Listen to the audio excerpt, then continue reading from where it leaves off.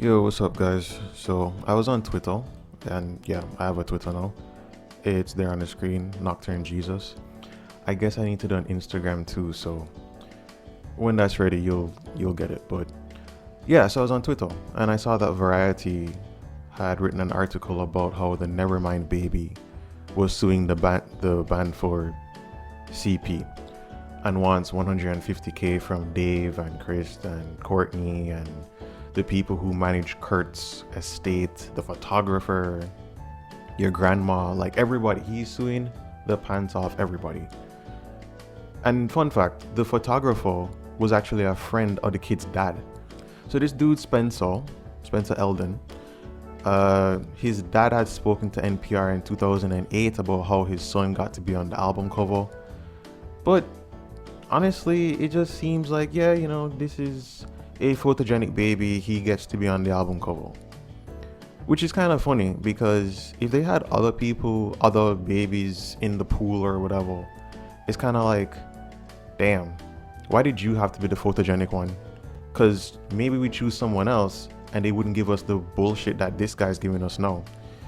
So, I don't know, it's kind of ironic, but he's even posted for the various anniversaries of Nirvana's Nevermind, and he never had a problem with it before. He was saying that the only thing that was weird about it was that he was a part of something so iconic that he doesn't even remember, which I can get. But now he just kind of seems like a grifter, because it's like, why would you be citing this now?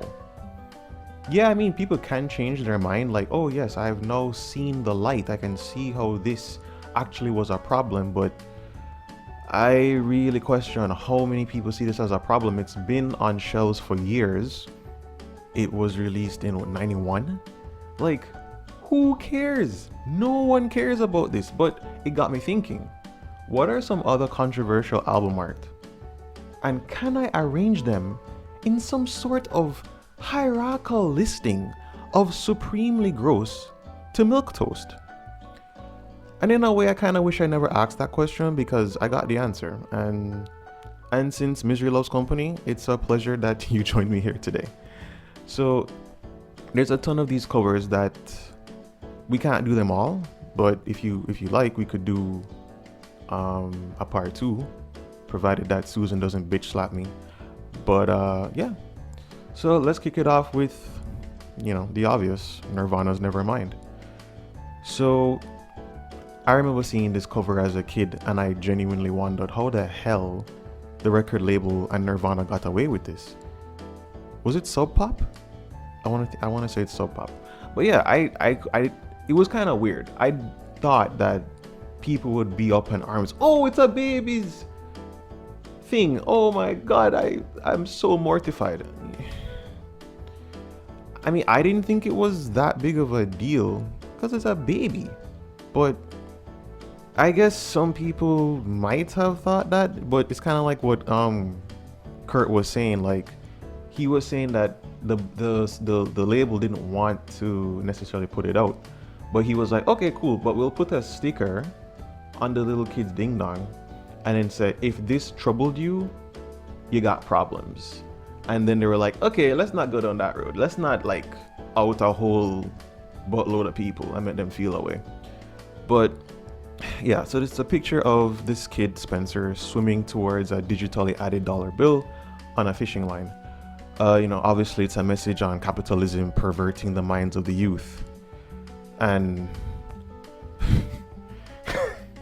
it's funny because you kind of have to think to yourself, so here's this baby swimming towards a dollar bill, and now the baby is a 30-year-old man seemingly swimming to the dollar bills. You can't write this shit. You cannot write this shit. I mean, but anyway, it is what it is. I mean, it's a good message, but is it controversial? Not really. So for me, this is C tier. We could also do In Utero, but maybe another time, because why do 2 Nirvana albums in one video? Alright, so next we got Arctic Monkeys. Whatever people say I am, that's what I'm not. Now you might be wondering, what the fuck is this even doing here? But believe it or not, the anti-smoking campaign in the UK felt very threatened by this image and figured that children were going to become smokers themselves. Actually, since 2002, you by law cannot show smoking in UK media. So due to the controversy, that's why it's here. Yeah, it's controversial, right? But due to this being extremely non-offensive to virtually anybody, that's why it's going in F tier. Like, we don't even need to waste time on that. So next we got the Black Crowes, Amorica. Okay, can someone tell me how puritanical America was in 1994? Because the kind of controversy that this thing stirred kind of doesn't make sense. It's a chick with a bit of her bush sticking out of the top of a bikini. Okay. Yeah, major retailers didn't want to sell it. Okay. I guess mom and pop stores wouldn't want to sell it. All right. But yeah, is it provocative? I mean, I guess ish, but this is still C tier to me. So C tier it is. Okay, Kanye, My Beautiful Dark Twisted Fantasy. This is interesting. It's not just that the album art was banned, pixelated, and then eventually replaced. It's the fact that Music Radar and Billboard had it as one of the 50 greatest album covers ever, while NME had it as the 7th best album art of the 21st century. Now, don't get me wrong, I like it. It's cool. Alright, whatever. But like, I don't know, it's a bit flattering, don't you think? Like, top 50? I don't think so. I mean, the thing looks like it was made in Dr. Mario. I mean, this is not that great. This is some 8-bit masterpiece.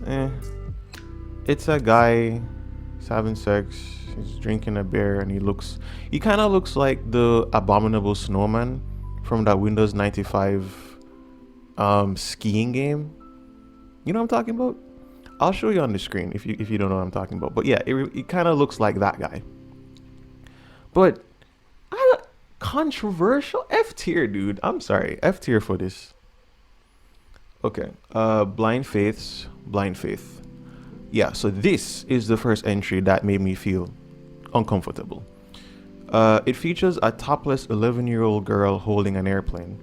So the first time I saw it, I was like, yeah, this is this is not appropriate.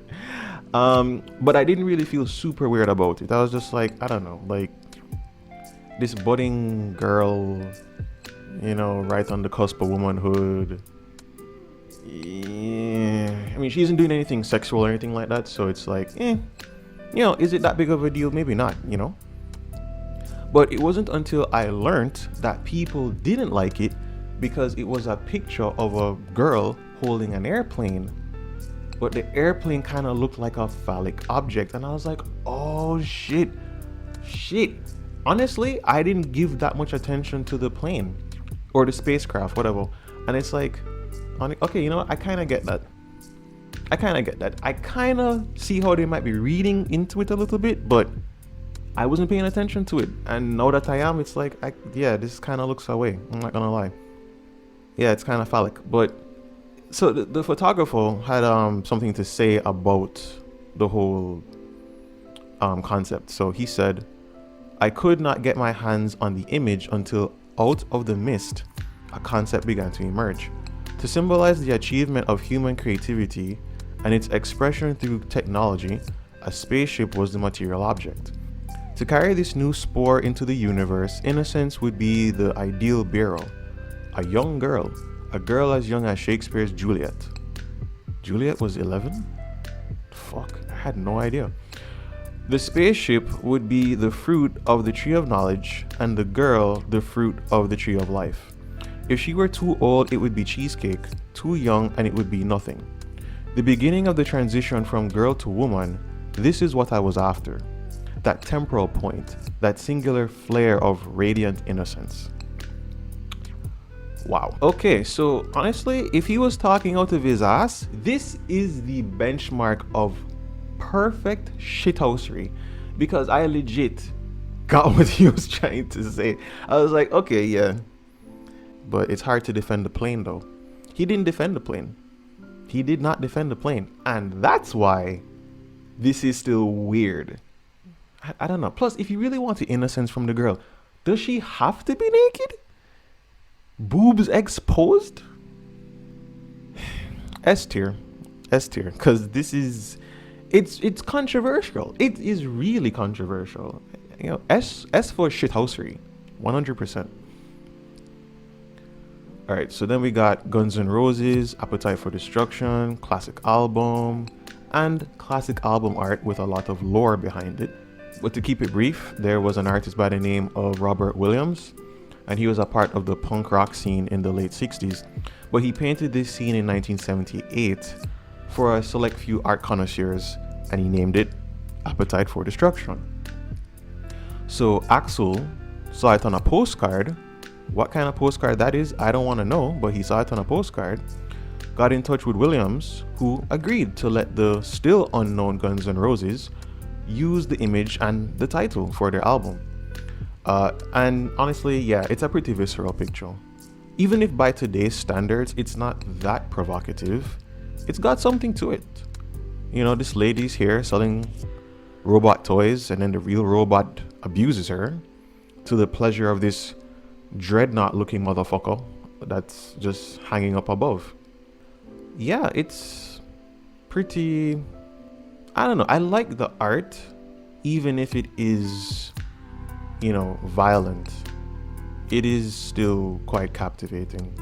I'm not even sure if I'm ranking this in terms of how much I like the art or how controversial it is. A tier. I'm gonna put it in A tier. Yeah. Okay. So then we got Ministry, Dark Knight of the Spoon. I love this. I love this art. It's gripping. People thought that the white dunce cap that the fat person was wearing was actually a clan hood. Interesting. It's not. It's clearly a dunce cap because it says dunce on it. And it's a person sitting in a corner facing a chalkboard. This adult naked figure is writing lines on the chalkboard. And it's a fascinating juxtaposition. And the lines read, I will be God. I will be God. I will be God. It's very interesting. I'm not sure what's not to love here. I'm going to put this in A tier. Because it's very similar to the Guns N' Roses one. It's provocative. It's not super provocative, but it does kind of make you feel uncomfortable. Yeah, I like it. Okay. Space Jam, original soundtrack from 1996.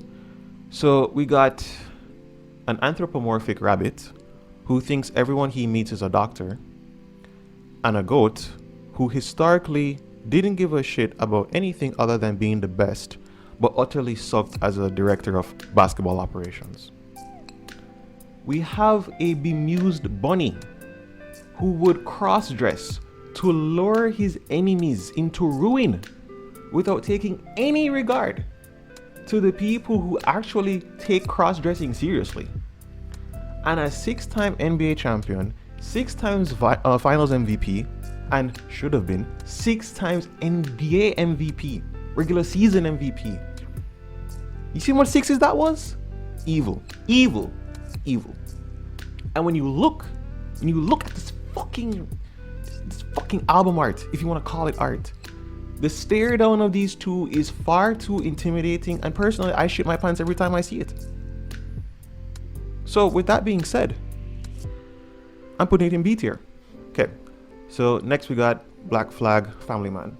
This is the spoken word album that everyone was annoyed at because it was like, where's the music, bro? Where's the music, dog? And so yeah, everyone was kind of annoyed by that.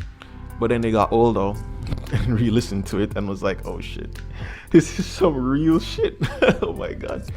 So yeah, so the image is a boy dead on the ground, a girl with a gunshot wound in her eye, looking at a man pointing a gun to his own head. There's also a woman's legs that are in the shot and she's presumed dead as well. Yeah, it's a pretty jarring picture. And it's drawn so rudimentarily that it makes the album art even more unsettling, because you think to yourself, it's so common. This could be anyone. And that's why it's scary. I really like it. I don't know where to put it. Is it as scary as Animal Farm with basketballs? I could put it in A. I really could. I'll put it in B. Yeah, I'll put it in B. But it could be A. Alright. Death Grips, No Love Deep Web. So if you ever wanted to know what Zach Hill's dick looked like, you're in luck. But if you watch Prawn, I mean, seeing dicks is not exactly groundbreaking. It's not exactly new. It's not exactly anything. Even if it has Sharpie writings all over it, like, okay, it's not that deep for the No Love Deep Web LP. I'm sorry. Yeah, F tier. Yeah, it's not that big of a deal. I don't know how to pronounce this next Rammstein album. Is it censored? Censored. I feel like my accent is like fucking it up. But anyway, is anyone intimidated by this album? Is anyone well, maybe by the album, but is anyone intimidated by the album art? I don't know, dude. I mean, motherfuckers had a giant penis on stage blowing chunks of what I hope was bleached oatmeal onto their doting fans. A picture of the band members dead, rotting flesh, pincers in their faces. I don't know, dude. This is not unsettling. It's not. It's cool. I like it. Is it controversial? In my subjective tier list, no, it's not. It's F tier. Sorry, yeah. But I like the picture. It's just not. It's not doing shit for me. Then we got Scorpion, Virgin Killer. Dude, listen. This motherfucking album right here, this got me fucked up, man. Okay, so it's a 10-year-old girl posing in a way that in my mental schema is emblematic of Hustler, Penthouse, Playboy, and some Thai women on a couple of calendars. It's the same goddamn pose. And seeing a kid pose like that got me all the way fucked up, dude. I'm like, nah, I'm sorry. I don't like that. Her privates were covered by a glass shatter graphic, which didn't help. It kind of didn't help. It kind of just made it worse. Then again, I'm like, is it worse than... I don't even want to go on that road. I don't even want to talk about this. I don't. It's so weird. I'm uncomfortable. But yeah, so the Scorpion's rhythm guitarist had this to say. We didn't actually have the idea. It was the record company. The record company guys were like, even if we have to go to jail, there's no question that we'll release that. But on the song Virgin Killer, time is the virgin killer. But then when we had to do interviews about it, we said, look, listen to the lyrics and then you'll know what we're talking about. We're using this only to get attention. Alright, sorry to break the quote. I think this, when he says this, he's talking about the album art. We're using this only to get attention. That's what we do. Even the girl, when we met her 15 years later, had no problem with the cover. Growing up in Europe, sexuality, of course not with children, was very normal. The lyrics really say it all. Time is the virgin killer. A kid comes into the world very naive. They lose that naiveness. I guess he means naivety, but yeah, naiveness. And then go into this life, losing all of this, getting into trouble. That was the basic idea about all of it. Yeah, I mean, it's funny how I could look at a bunch of dead people, abuse, debauchery, but it's shit like this suspiciously CP type shit that really makes me cringe. But according to the Internet Watch Foundation, which is actually a thing, they investigated the Wikipedia article about this image. And they described it as, quote, erotic posing with no sexual activity, end quote, giving it the lowest level of legal concern. And, you know, obviously, based on how I've been talking about this, you know it's going S tier. It's obviously S tier. It's far worse than the Blind Faith album that we covered earlier. That was sketchy, but this is a whole different fucking level. And, I mean, do I agree that it's erotic posing with no sexual activity? It's interesting, because erotic is typically sexual, no? Have you ever seen something erotic that's not sexual? If so, let me know. Write a comment, let me know. Like, I really actually want to hear what people have to think about what they have to say about this, because if you're familiar with it, because I'm not gonna show you, this shit is blurred, as you can see. This is just there's levels, and these guys have exceeded it. Yeah, okay, so let's do one more. And I'm gonna prove a point with this last entry too. So Jimi Hendrix, Electric Ladyland. So the Scorpions' Virgin Killer came out in 1976, but this came out in 1968. And looking at this cover, there are two similarities. Obviously, there's a black background being the first thing, or maybe even the second thing. And then there's the poses of the ladies. The poses of the ladies, dude. It's like you look at that and you're like, dude, could this not possibly be the inspiration for the Scorpions' album art? Possibly, right? You know, it says, again, with the Jimi Hendrix one, it's a sexy cover, but there is no sex. Is it erotic? Yes. Nipples are out and all of that shit, but it doesn't seem that outlandish in 2021. In 1968, I'm sure this was extremely risque. Even Jimmy himself was like, nah, son, and wanted to change the album art. No, I mean, I love the album art, this, you know, for obvious reasons. Is it controversial in 2021? Not really. You know, yeah, not really. But in 1968, yeah, this would probably be S tier, maybe even SS tier. I guess for me, C tier. Yeah, C tier, and we can call it today. But yeah, guys, that's it. This is the controversial album art tier list, potentially part 1, because there's a lot more. We did 13 albums. We could do another 13 the next time, because we got time. We got albums, but I just didn't want this to run too long. But yeah, if you enjoyed the video or cringed out of your skin at, you know, when you looked up the images for yourself, sorry. As like I said, misery loves company. But at the very least, I hope this was still kind of informative or entertaining or something. But yeah, I'd love to hear what you guys have to say in the comments. So, you know, shoot me a line, whatever. But yeah, thanks for watching.